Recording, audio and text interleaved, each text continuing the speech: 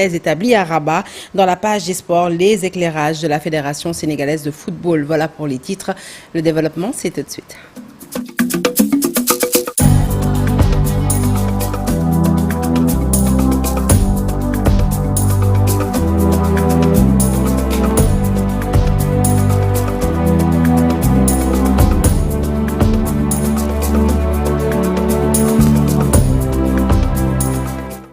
Bonsoir à toutes et à tous et re-bienvenue à ce journal. Le collectif de 44 agents en cessation d'activité depuis plus de 20 mois exige leur réintégration au ministère de l'Énergie, du Pétrole et des Mines. Après leur marche interdite ce vendredi, ces agents ont fait face à la presse pour alerter l'opinion et notamment interpeller le chef de l'État au sujet de leur situation. Je vous propose d'écouter tout de suite Ndiawar Sarr, leur porte-parole. Il nous en dit plus au micro d'Ibrahim. La réintégration des travailleurs licenciés, dont les travailleurs du ministère des Mines. Cette action a été réaffirmée lors de la rencontre du 6 août devant les autorités du ministère des Mines qui ont pris des engagements fermes pour la réintégration des 44. Et surprise a été véritable quand le représentant du ministère de l'Énergie a évoqué que véritablement donc ces travailleurs ne seront pas repris donc au niveau du ministère, ce qui est extrêmement grave. Et en lieu et place même ce jour, il a été véritablement rappelé à l'ordre par les centrales syndicales qui ont réaffirmé fermement la volonté, n'est-ce pas, donc de tous les centrales syndicales pour le respect, n'est-ce pas, lié à la réintégration de ces travailleurs. Donc, chers journalistes, chers camarades, nous rappelons aussi au ministre de l'Énergie, du Pétrole et des Mines, si véritablement ce monsieur était leur envoyé, ils n'ont qu'à le plus rapidement possible faire une déclaration pour véritablement donc nier tout ce que ce sieur avait prononcé lors de cette rencontre. Parce que nous pensons que nous ne pouvons pas être, n'est-ce pas, à ce stade où véritablement nous attendions avec impatience d'abroger la souffrance de plus de 20 mois de ces travailleurs qui sont dans une difficulté extrêmement pénible, et aujourd'hui on nous vient nous dire que donc le ministère n'est plus dans une mesure de prendre ces 44. Allez, parlons à présent de la célébration de la 146e édition de l'appel du mardi. Fidèle à sa mission de service public et à son ancrage social, le groupe Futur Média se mobilise pour cette édition. Entre déploiement technique d'envergure et soutien à l'organisation, le GFM a réaffirmé ses liens avec la communauté layène. Alassane Ba revient sur cette visite marquée par la ferveur, mais aussi les prières du khalife général de la communauté layène à l'endroit du groupe. Comme à l'accoutumée, le groupe Futur Média répond présent à la 146e édition de l'appel de Seydina Limamoullahi. Cet événement religieux qui réunit de nombreux fidèles bénéficie d'une couverture médiatique intégrale grâce au déploiement de tous les supports du groupe. À cela s'ajoute une contribution pour appuyer l'organisation de l'événement. Je voulais juste faire comprendre au Khalif le rôle extraordinaire que joue le groupe Futur Média pour la réussite de l'appel. C'est le seul organe de presse qui fait du direct à Ngor, Yoff et Cambérène. Et il n'y en a pas un autre. C'est la seule télé qu'il fait. Les bandes annonces sont diffusées gratuitement à la radio. Le quotidien L'Observateur a réservé une bonne place à cet événement religieux.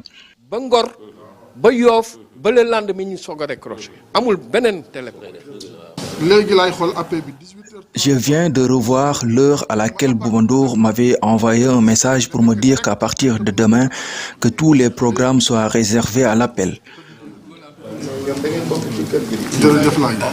Vous faites partie de la maison et c'est normal. Je vous en remercie. Le PCA, Youssou Ndour et l'ensemble du personnel, par la voix de leur porte-parole, ont tenu à remercier le khalife général des Layènes pour les prières constantes formulées à l'endroit du groupe. Ils ont, par la même occasion, sollicité de nouvelles bénédictions pour la pérennité de l'entreprise. Laye Makhtar, Youssou Ndour et toute la famille du groupe Futurs Médias vous rappellent qu'ils font partie de la famille. Et vous avez même gardé quelque chose qui fait partie de lui. Youssou Ndour vous remercie profondément.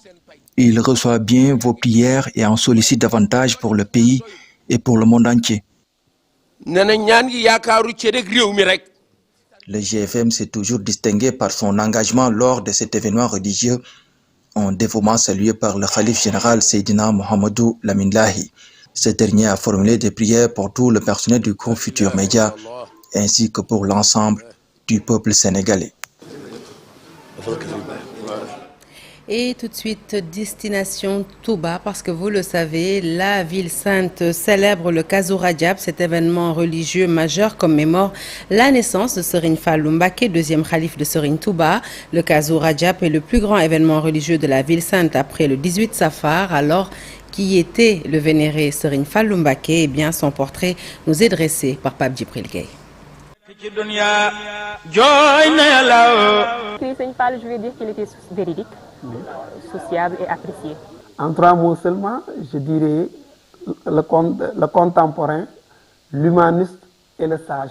Il était pour moi très beau, il était généreux et loyal. Autant de qualificatifs qui ne pourraient suffire à décrire le plus célèbre des fils de Cheikh Ahmadou Bamba. Cet homme multidimensionnel est né en 1888 à Darussalam. Sa venue au monde est tout un symbole, car elle coïncide avec le jour de l'ascension du prophète, paix et salut sur lui. Après avoir mémorisé le Coran sous la tutelle de Serigne Dame Abdourahmane Lo, il poursuit ses études théologiques auprès de son oncle paternel Mamor Diara et de son frère Cheikh Mouhamadoul Moustapha, sous la supervision de leur père en Mauritanie. Patriote convaincu, Cheikh Mohamed El Fadel a beaucoup contribué à la construction de l'État-nation sénégalais.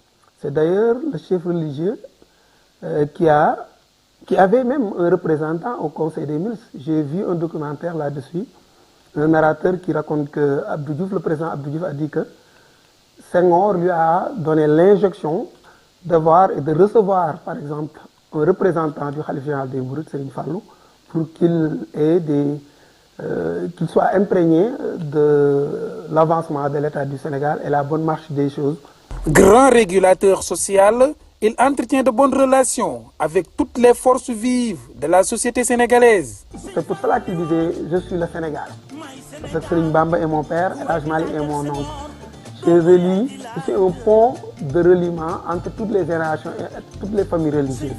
Donc Serigne Fallou est un homme intemporel et universel. Dès son arrivée au Khilafa en 1945, il appelle à la célébration du Grand Magal à Touba. Il s'engage ensuite pour l'achèvement de la grande mosquée qui sera inaugurée en 1963. Sous son autorité, la ville de Touba connaît de grands progrès dans les domaines de l'urbanisation, de l'aménagement ainsi que de l'électrification. Il est également admiré pour sa générosité et son sens de l'humanité. Quand on parle de Serigne Fallou, on sait tous qu'on pense à la première chose qui est la générosité et l'ouverture et l'humanisme surtout. Donc plus de 900 personnes sont allées à la Mecque grâce à Serigne Fallou Mbacké.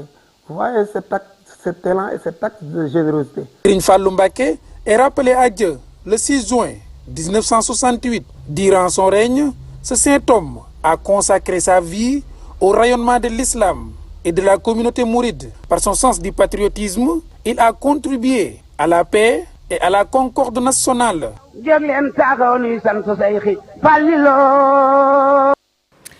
15 janvier 1912, jour de la mise en résidence surveillée du fondateur du mouridisme, le Daïra Ramon Massiri a encore marché dans les rues de Diourbel. La particularité de cette édition, c'est que le préfet de Diourbel a plaidé pour l'inscription de cette journée dans l'agenda républicain. Le point, c'est avec Babacar Diouf et Nongo Ndiaye. Le 15 janvier, une date historique que la communauté mouride n'oubliera jamais. Elle marque le début de la mise en résidence surveillée à Diourbel de Serigne Touba Khadimou Rassoul.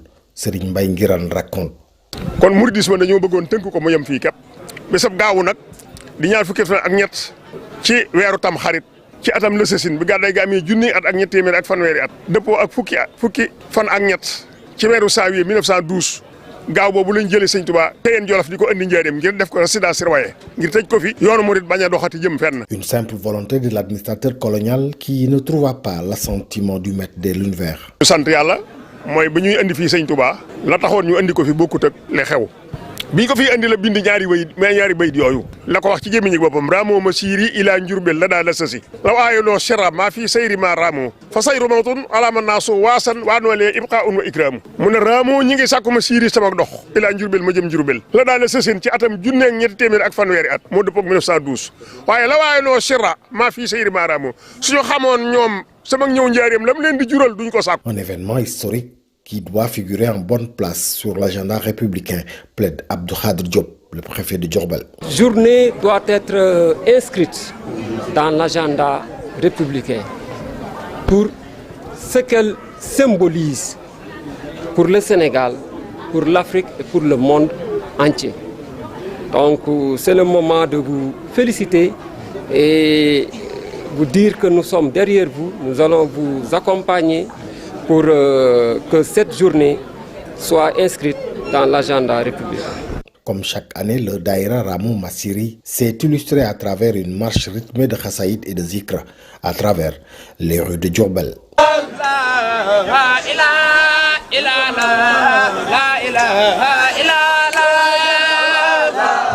Notre capitale Dakar a accueilli les premières assises de la recherche opérationnelle sur le crime organisé en Afrique à l'initiative de l'ONG Alliance contre le crime organisé en Afrique. Cet événement a réuni experts, chercheurs et décideurs pour croiser leurs approches académiques mais aussi opérationnelles face aux réseaux transnationaux. Alors au-delà des cadres législatifs, ces assises visent à produire des connaissances stratégiques pour lutter plus efficacement contre ce genre de trafic, notamment le trafic de drogue, la traite des migrants ou encore le terrorisme. Je vous propose d'écouter tout de suite Ngouda Falkan, président de l'ONG Alliance contre le crime, qui nous en dit plus au micro d'Al-Hassan Bayaline Diagne. Très longtemps, on a discuté autour de ce qu'on appelle la recherche normative, la recherche stratégique, l'orientation normative, l'orientation stratégique, c'est-à-dire l'ensemble des textes. On a eu à présenter dans les différentes conférences, dans les différents forats, les textes qui ont été mis en place pour lutter contre le crime organisé dans ses principales composantes, aussi bien la dimension économique et financière que la dimension extra-économique. Mais aujourd'hui, nous invitons les experts, décideurs, chercheurs, universitaires et autres à réfléchir sur ce qu'on appelle l'opérationnalisation de la lutte. Qu'est-ce qu'il nous faut faire pour poser des actions concrètes en matière de lutte contre le crime organisé. Des actions qui ne sont pas en déphasage avec, si vous voulez, les dispositifs législatifs et réglementaires.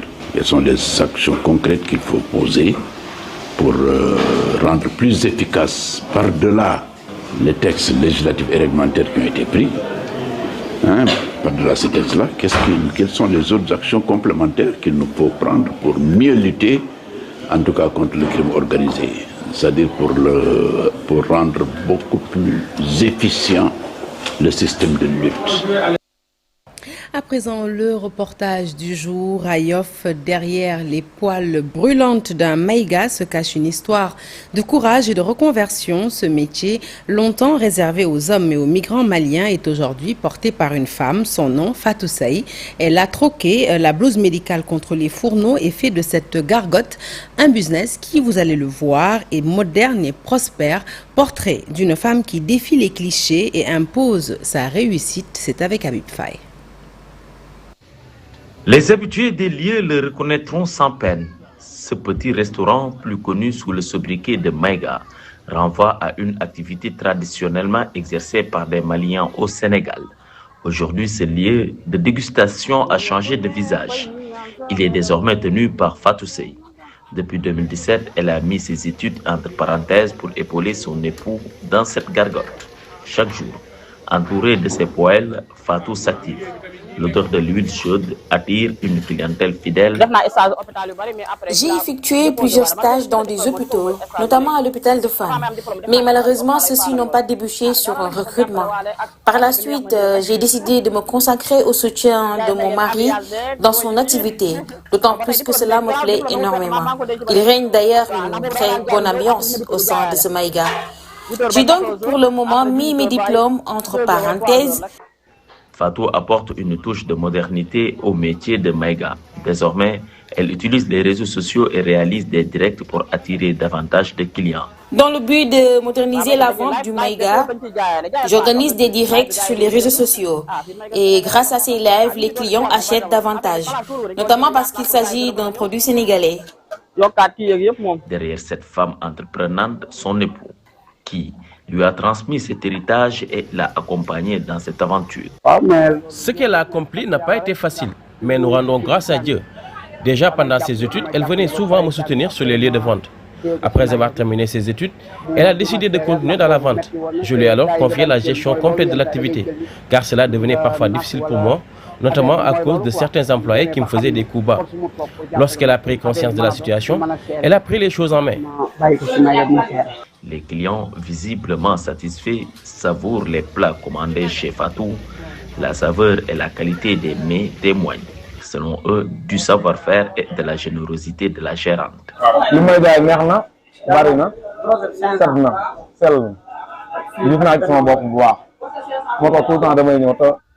Ce qu'elle vend est délicieux, propre à la consommation et bien servi. J'en suis pleinement satisfait. C'est d'ailleurs pour cette raison que je viens tous les jours. L'accueil est toujours chaleureux. Il est rare de voir une femme vendeuse de Maïga. Cela montre à quel point elle est déterminée et courageuse. Elle traite très bien sa clientèle. Après des études en santé restées sans débouché professionnel, elle choisit de s'investir pleinement aux côtés de son mari. Elle prend les rênes, innove et transforme cette activité en un véritable business familial. Aujourd'hui, elle n'envisage plus de retourner à l'hôpital. Elle tient entre ses mains sa propre entreprise, loin des clichés. Fatou s'impose dans un univers longtemps dominé par les hommes, déterminés à se faire une place. Félicitations à la brave Fatou et plein succès pour la suite. La page des sports à présent avec les Lions du Sénégal qui ont bouclé ce vendredi leur programme à Tanger avant de rallier Rabat, ville hôte de la grande finale. La délégation sénégalaise a quitté Tanger à 17h à bord du train à grande vitesse et est arrivée dans la ville de Rabat vers 18h23 et nous allons tout de suite retrouver d'ailleurs notre envoyé spécial Mamadou Ndiaye depuis Rabat. Bonsoir, les Lions du Sénégal ont bouclé ce vendredi leur programme à Tanger avant de rallier Rabat, ville hôte de la grande finale de la Coupe d'Afrique des Nations. Dans la matinée, les hommes de Pape Thiaw, sélectionneur du Sénégal, se sont entraînés aux environs de 11h au terrain annexe du grand stade de Tanger. Une séance essentiellement axée sur les réglages tactiques et la récupération. Après la prière du vendredi, la délégation sénégalaise a quitté Tanger vers 17h heure locale à bord du TGV à destination de Rabat. Comme vous le voyez sur ces images, nous avons d'ailleurs effectué le déplacement dans le même TGV que l'équipe nationale entre Tanger et Rabat. Les Lions sont arrivés dans la capitale marocaine aux alentours de 18h23 avant de rallier directement leurs hôtels devant les supporters et les Sénégalais venus partout dans le monde, comme vous le voyez sur ces images. Le programme de demain, veille de match, conférence de presse d'avant-match des deux sélectionneurs au stade Moulay Abdallah de Rabat. Séance d'entraînement officielle ouverte les 15 premières minutes à la presse conformément au protocole de la CAF. Le compte à rebours est désormais lancé avant l'ultime rendez-vous prévu ce dimanche ici au stade Moulay Abdallah de Rabat pour la finale de cette Coupe d'Afrique des Nations Maroc 2025. Et voilà, à la veille d'un choc très attendu face au pays hôte, le Maroc, Boubacar Sarr, dit Locotte, ancien international sénégalais, livre son analyse et nous donne quelques clés pour le match. Pour lui, les Lions devront surtout dompter la pression du public marocain, imposer leur identité de jeu et installer le doute dans l'esprit des Lions de l'Atlas, une approche lucide et pleine d'expérience partagée lors de son entretien avec Mamadou Ndiaye que nous retrouvons tout de suite. Ce match avec beaucoup de confiance, beaucoup de détermination parce que nous avons des joueurs quand même qui sont parmi les meilleurs joueurs actuellement du monde. C'est des grands professionnels, ils sont habitués à ces grands matchs où les stades, il y aura 60 000 personnes ou 65 000 personnes. Ils sont habitués, donc il faut faire confiance aussi à nos leaders comme Edouard Mendy, comme Sadio, comme Ghana, donc qui tirent vraiment l'équipe vers le haut. Donc il faut être confiant. Il faut être confiant et faire abstraction de tout ce qui se passe autour de ce match. Le public marocain qui va être là, qui va les siffler, voilà, la pression qui va être là. Donc tout ça, nos joueurs, ils sont... Mais ils ont subi ce genre de pression-là à Kinshasa lors des éliminatoires du mondial. Oui, effectivement. Dans un stade, plus de 100 000 personnes. Plus de 100 000 personnes à Kinshasa, donc mené 2-0, ça pas... Donc l'équipe ne s'est pas affolée, donc ils ont été très lucides et ils ont fait une très très bonne deuxième mi-temps à Kinshasa et remporté ce match. Donc ici c'est pareil, il faut arriver devant le Maroc avec beaucoup de confiance, beaucoup de détermination et bien gérer le match parce que c'est sûr que le Maroc, dès l'entame de match, ils vont mettre la pression sur l'équipe sénégalaise. Et face aux difficultés rencontrées par la communauté sénégalaise pour se procurer les billets de la finale, Niamé Diop, membre de la Fédération sénégalaise de football, a apporté des éclairages. Il est revenu sur l'origine de ces difficultés ainsi que les solutions mises en place en urgence pour justement faciliter l'accès au stade tout en donnant des informations précises sur le dispositif d'organisation et d'encadrement des supporters mobilisés pour cette grande finale de dimanche. Le voici, toujours au micro de Mamadou Ndiaye. Nous avons entendu nous tous que les Sénégalais ont des problèmes pour acheter des billets donc, au niveau du site. Mais je rappelle que c'est exclusivement la responsabilité de la CAF.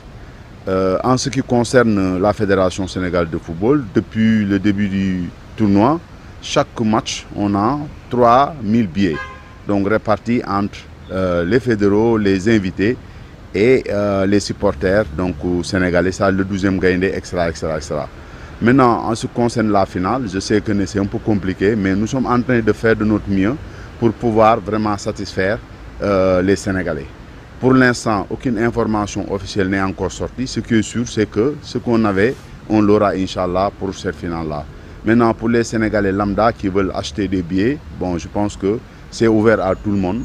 Même s'il y a des problèmes, ça, vraiment, on ne peut pas nous prononcer par rapport à cela. Maintenant, par rapport à l'organisation de la finale, l'équipe nationale et le président et les vice-présidents ainsi que le secrétaire général vont rejoindre Rabat après la prière de vendredi.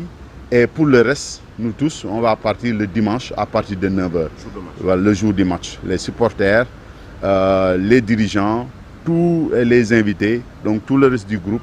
Donc on va rejoindre Inch'Allah Rabat et prions pour que Dieu nous donne la victoire. Ce journal, merci de l'avoir suivi. L'actualité se poursuit sur toutes nos plateformes digitales et tout de suite, restez avec nous. Nous recevons un artiste exceptionnel, son nom Jean-Philippe Riquiel, que je vous invite à retrouver tout de suite dans la deuxième partie de Soir d'Info. À tout de suite.